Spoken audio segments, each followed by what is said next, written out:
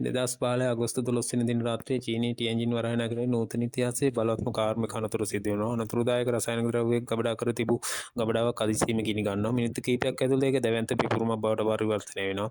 පිපුරුම කෙතරම් ප්‍රබලද කියන්නේ ඒ භූමිකම්පාවක් ලෙස තමයි වාර්තා වෙන්නේ. ගොඩනැගිලි විශාල සංඛ්‍යාවක් විනාශ වෙනවා. රාත්‍රී අහසට ඒක පේන්නේ පොළොවේ ඉඳන් ආසට ගිනි බෝල යවනවා වගේ තරම් ප්‍රබල පිපුරුමක් ඇති වෙන්නේ. ගලවා ගැනීමේ කණ්ඩායම මේ ස්ථානයට කඩිනමින් ළඟා වුණත් එයාලා ළඟා වෙනකොට ඒ අනතුර අවසන් වෙලා තිබුණේ. පළමු පිපුරුමට වඩා ප්‍රබල දෙවෙනි පිපුරුමක් ඇති වෙනවා. එකකින් ජීවිත ගණනාවක් නැති වෙනවා. සමස්තයක් විදිහට ජීවිත 170ක් නැති වූ බව තමයි සඳහන් වෙන්නේ. දහස් ගණන් අවතැන් වෙනවා.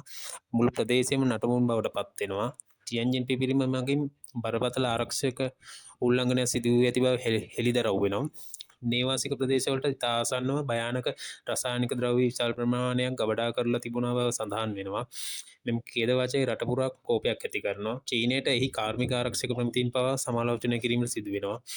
අද වෙනට ටියන්ජින් ව්‍යසනයේ ආරක්ෂක රෙගුලාසි නොසලකා හැරීමේ අවදානම සහ එම විනාශකාරී රාත්‍රියේ සදානම වෙනස් වූ ජීවිත පිළිබඳ හොල්මන් මතක් කිරීමක් ලෙස පවතිනවා.